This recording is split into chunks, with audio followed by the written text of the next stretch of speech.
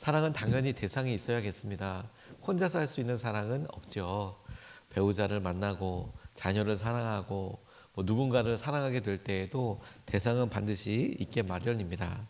그런데 이 사랑은 대상과 함께 더 큰 사랑으로 또 위기와 어려움을 통해서도 그렇게 변하게 되는데, 오늘 말씀을 통해서는 이 사랑이 내가 사랑할 대상뿐만 아니라 누군가가 함께 사랑하게 되는 것, 다시 말해서 사랑과 사랑하는 사람의 경우도 있지만 한 사람을 여기서 한 분이라고 표현한 것은 하나님이기도 한데, 여러 사람이 한 사람을, 한 분을 사랑하게 될 때, 그리고 둘이서 한 명을 사랑하게 될 때, 우리 사랑은 자연스럽게 1대1의 사랑뿐만이 아니라 2대1 혹은 서로서로를 향한 사랑이 되는데, 1대1의 사랑뿐만 아니라 한 사람과 공동체, 혹은 공동체가 한 사람을 사랑하는 것, 혹은 나와 주님이 한 사람을 사랑하는 것, 혹은 우리 둘이 하나님을 사랑하는 것, 이런 1대1이 아니라 1대 다수의 이런 각각의 여러 상황의 사랑을 통해서 우리가 갖고 있는 이 마음이 더 커지고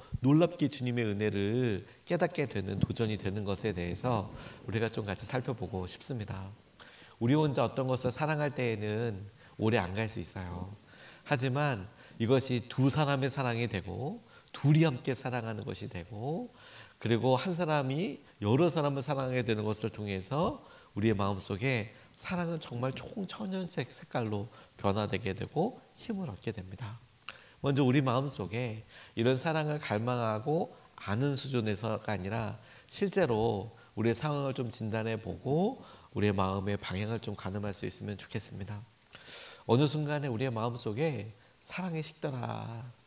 우리의 마음속에 사랑해야 된다는 것은 아는데 같이 있어도 함께 하는 내 마음이 뛰는 것 같지 않더라. 어떻게 그런 일이 일어날까 싶은 생각을 하게 되고, 성경에 뭐라고 나와 있는지 보니까 사랑이 실제로 식더라라는 거예요. 근데 그 이유를 이렇게 설명합니다. 마태복음 24장 12절 말씀을 보면, 그리고 불법이 성하여 많은 사람의 사랑이 식을 것이다, 이렇게 표현을 하고 있어요. 우리도 모르게 불법에 익숙해지면 사랑이 식어집니다. 우리도 모르게 불법에 익숙해지면 이것이 옳지 않다, 그것이 크던 작던 그런 일들이 우리 가운데 많아지면, 그러면 사랑이 식어지더라는 거예요. 안타깝게도 우리가 살고 있는 세상은 참 불법에 익숙하죠. 너무나 익숙하기 때문에 우리도 그것을 점점 보면서 괴로워하다가, 그리고 점점 익숙해지다가 어느 순간에 우리도 그것을 당연하게 받아들이게 되는 경우들이 있지 않습니까? 근데 우리도 모르게 그렇게 젖어드는데, 근데 안타까운 것은 그렇게 사랑하고 그렇게 의미를 좇아 나아가다 보면 어느 순간에 우리도 모르게 하나님, 그분이 우리에게 진리로 말씀하시고 우리에게 지키라고 하신 것들에 대해서 다들 그렇지 다들 그런데 그러면서 우리 스스로도 포기하거나 하나님을 향한 사랑에 대한 열정과 갈망을 우리도 모르게 그냥 스스로 내려놓게 되는 경우들이 많이 있어요. 베드로후서 2장 8절 말씀을 보면, 그 의인은 그들 가운데서 살면서 보고 듣는 그들의 불의한 행실 때문에 날마다 그의 의로운 영혼에 고통을 느끼고 있었던 것입니다, 이렇게 설명을 하는데, 주위에 보니까 다 그래, 그래서 그것 때문에 고통받고 그것 때문에 그래 이렇게 하지만, 안타까운 것은 자기도 그렇게 닮아가게 되는 것에 자기도 모른다는 거죠. 이 이야기는 롯을 들어서 이야기하는데, 롯이 아브라함과 함께 있을 때 예배하고 함께 했었던 사람이지만 그들의 각각의 소유가 늘어서 네가 좌하면 내가 우할게, 네가 우하면 내가 좌할 거야, 너희 목동들과 우리 목동들이 서로 싸우게 하지 말자. 그래서 아브라함과 롯이 헤어지게 돼요. 본토 친척 아비 집을 떠날 때도 같이 떠났는데 아브라함은 그를 아들처럼 여겼는데 어느 순간에 딱 헤어지게 됩니다. 근데 그 롯이 점점 소돔과 고모라로 가요. 처음부터 소돔과 고모라로 간 게 아니고요, 점점 이동하다 보니 여기가 살만하네, 사람들 있다 보니까 살만하네, 그래서 살아요.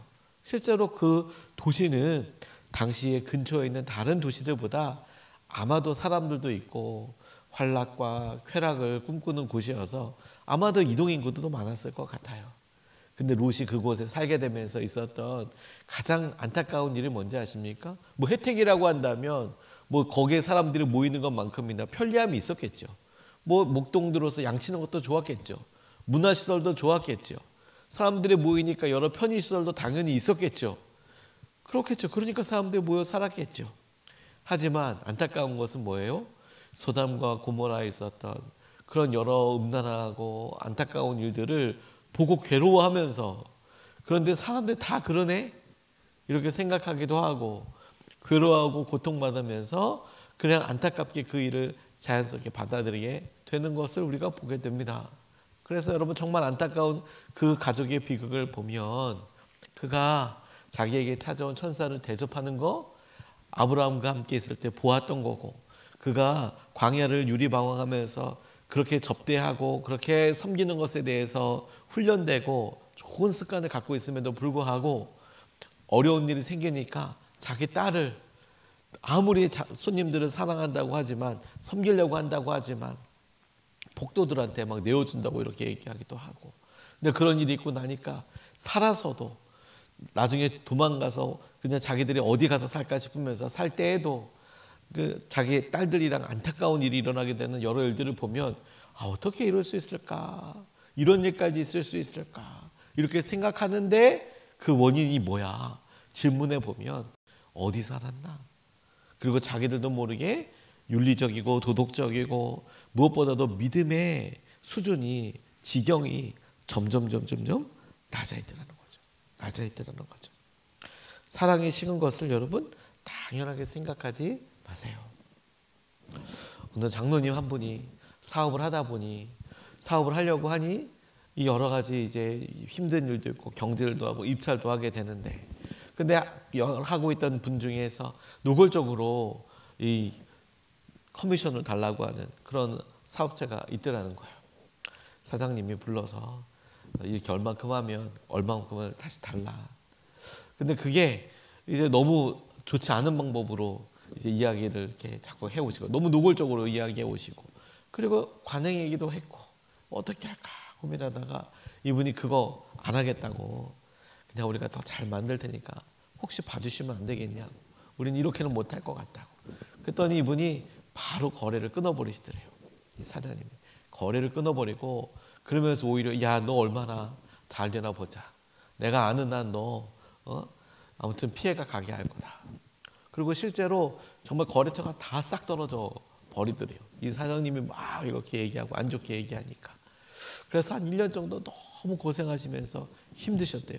어떻게 하면 좋을지, 어떻게 해야 할지, 이제 그만둬야 하나, 다 직원들 내보내야 하나, 이런 고민들을 하고 있다가, 그러던 어느 날 보니 그 어렵게 했던 그 거래처 사장님이 사기와 관련된 일을 당하게 됐다는 거예요. 이렇게 원하고 뭐 이렇게 하는데 또 그분이 거래하던 어떤 사람이 속이려고 했나 보죠. 그래서 회사가 휘청휘청하게 되고 사기와 연루되면서 회사를 문 닫게 되고 부도가 나게 되고, 그러면서 오히려 자기와 함께 거래했던 사람들이 그쪽으로 다 붙었다가 갑자기 그 기업이 없어지고 나니까 다시 만나서 다시 일을 하게 되고, 오히려 그런 일을 통하여서 어려운 시기와 고난이 있었지만 더 크게 사업이 일어나게 되는 계기가 되었노라고 이렇게 간증하시는 것을 제가 들었던 적이 있어요. 우리의 마음속에 여러분 어느 순간에 이게 당연하지라고 생각해요. 하지만 여러분 이건 사실 위험한 걸 수도 있는 거죠. 두 사람이 사랑하는데 한 사람이 반응이 없어요. 그러면 괜찮아지는 것이 아니라 한쪽의 마음은 어떨까 이렇게 생각해 봐야 한다는 거예요. 하나님 마음은 어떠신가 이거 생각해 봐야 한다는 거예요. 하나님 우리 마음을 보시고 하나님께서 하시고 계획하신 것들에 특별한 것은 없는지 우리가 살피고 우리의 마음에 식어진 사랑에 하나님의 사랑이 부어지도록 기도해야겠습니다. 그러면 우리가 함께 다시 생각해 보는 거죠. 혼자 할 수 있는 사랑은 없죠. 그렇게 생각해 보면 식어진 우리의 마음을 향한, 삶을 향한 하나님의 마음은 얼마나 안타까우실까. 뿐만 아니라 우리가 거꾸로 다른 사람들 향한 마음을 볼 때 우리가 왜 이렇게 강팍해진 것처럼 느껴질까, 왜 사랑이 안 될까라고 싶을 때 혼자 하는 것이 아닌 하나님과 함께하는 것에 대한 하나님의 사랑에 대한 분명한 고백과 다짐이 필요하겠다고 싶어요. 오늘 11절 말씀을 보면 사랑하는 여러분, 하나님께서 이렇게까지 우리를 사랑하셨으니 우리도 서로 사랑해야 합니다 라고 나와 있는데, 저는 이 말씀을 이렇게 다시 한번 적용해 보게 됐습니다. 하나님께서 이렇게 우리를 사랑하셨다. 이 첫 번째 표현에서는 하나님이 우리 모두를, 하나님 한 분과 우리 모두를 대상으로 한 사랑의 관계를 이야기하고, 우리도 서로 사랑해야 라고 이야기할 때 이 사랑은 하나님의 사랑을 받는 우리 각각이 서로를 사랑해야 한다라고 이야기하고 있는 것이죠. 사랑을 받았으니 그 사랑을 흘려보내라. 하나님의 사랑으로 흘려보내라. 근데 이 말씀을 이렇게 적용할 수 있겠어요? 우리가 누군가를 사랑할 때 하나님의 사랑, 하나님과 함께 사랑해라 라는 거예요. 다시, 우리가 하나님의 사랑을 다 받았어요. 그리고 서로 사랑해라라고 이야기할 때 이 사랑은 나 혼자 하는 사랑이 아니라 하나님과 함께하는 사랑인 거죠. 그러니까 우리가 실패를 느끼고 어려움을 느낀다면 나 혼자 하는 사랑, 내가 이 사람한테 잘해주려고 하고 내가 우리 배우자에게나 남편이나 아내에게 잘해줘야 된다고 생각하고, 그리고 우리가 가족들한테 잘해줘야 된다고 생각하고, 뭐 그 마음 자체가 얼마나 귀합니까? 근데 그게 한계를 맞을 때가 너무 많은 것이죠. 상황과 형편에 따라서. 하나님이 어떤 부분을 흔들어서 깨워들고 있냐면, 너 하나님께 사랑받았지. 그리고 서로 사랑하라고 이야기할 때는 하나님과 함께 사랑하는 거예요. 그래서 저 혼자 할 수 있는 사랑은 없다라고 이야기할 때 이것은 다만 혼자서 하는 짝사랑만이 아니라 우리가 누군가를 사랑할 때에도 하나님과 함께, 나 혼자서 하는 사랑이 아니라 하나님과 함께하는 사랑, 그 사랑을 해야 한다라고 적용해 봤어요. 성경에 말씀하시는 사랑은 둘 사이의 사랑만은 아닙니다. 둘 사이의 사랑은 아니에요. 하나님과 나와의 사랑을 하나님께서 말씀하시죠. 하나님 사랑하라. 그런데 거기서 끝나지 않고요, 하나님께서 바로 붙여서 이야기해요. 그런데 너 이웃을 네 몸과 같이 사랑해야 해. 다시 말해서 하나님께서 말씀하시는 사랑의 범주는 하나님과 나, 그리고 다른 사람 혹은 다른 사람들과의 서로의 사랑을 말하고 있어요. 우리는 적용하기 편하게 한 사람과의 사랑을 그리면서 집중과 선택을 이야기하지만, 하나님은 그 사랑이 점점 퍼지는 것에 대해서 이야기하고, 깊어지고 넓어지고 그리고 더 친밀해지는 것에 대해서 지속적으로 말씀하고 계시는 것이죠. 성경은 우리 사랑의 근거를 하나님께 두고 있어요. 그리고 하나님과 함께하는 사랑을 진정한 사랑이라고 말씀하고 계시는 것이죠. 오늘 여러분, 우리가 그래, 우리의 마음속에 사랑의 능력이지, 왜 돌파하고 이런 게 잘 안 될까? 사랑이 없어서였구나.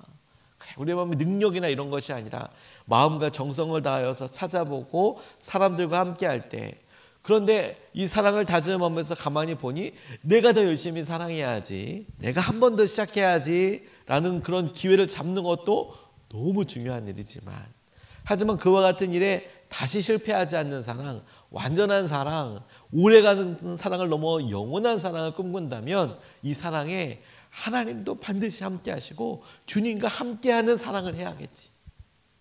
그 사이에 나는 주님을 우리는 주님을 각각 더 주님을 더 사랑하게 되고, 사랑하는 주님과 우리가 사랑해야 될 사람을 더욱 아끼고 존중하고 사랑하는 사랑을 해야 한다는 거예요. 주님께서 베드로에게 이렇게 부탁하셨습니다. 요한복음 21장 15절 말씀을 보면, 그들의 아침을 먹은 뒤에 예수께서 시몬 베드로에게 물으셨다. 요한의 아들 시몬아, 내가 이 사람들보다 나를 더 사랑하느냐? 베드로가 대답하였다. 주님, 그렇습니다. 내가 주님을 사랑하는 줄은 주님께서 아십니다. 예수께서 그에게 말씀하셨다. 내 어린 양떼를 먹여라. 주님의 당부는 베드로에게 사랑의 동기와 이유가 되어, 너가 나를 사랑하느냐? 그다음 내 양을 먹여라.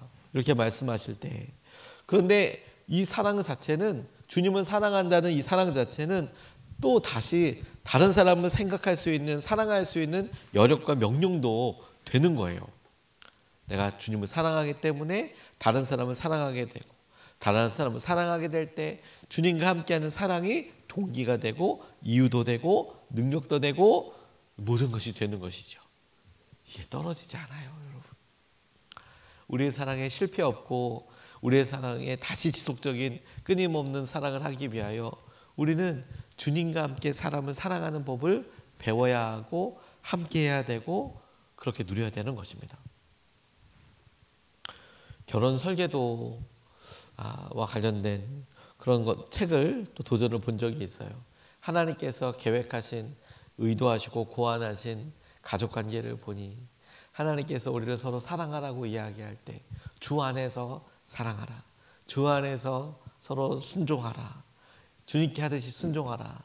이것을 가만히 생각해 보고 모습을 그려보니 주님이 우리에게 말씀하시는 사랑은, 관계는 삼각형 모양이더라. 이렇게 설명을 하니까 너무 이해가 되더라고요. 무슨 말이냐면 우리가 각각 삼각형의 한 꼭지점에 하나님이 가운데 있다면 우리 각자가 사랑해야 될 사람이 삼각형의 각각 다른 꼭지점을 갖고 있는 거죠. 그래서 서로 사랑하려고 가까워지려고 보면 우리는 연약하고 부족하기 때문에 방법이 없어요. 우리 스스로가 가까워질 수 있는 방법이 별로 없어요. 한계가 있는 것이죠. 근데 우리 각자가 하나님을 더 사랑하기 위해서 하나님을 사랑하고 하나님 앞에 더 가까이 나아가다 보면 삼각형이 점점 더 우리 각각 서로가 가까워지는 것이죠. 하나님을 중심으로. 우리가 서로 사랑하려고 하는데 방법이 별로 없는 거예요. 한계를 느껴요. 당연하죠.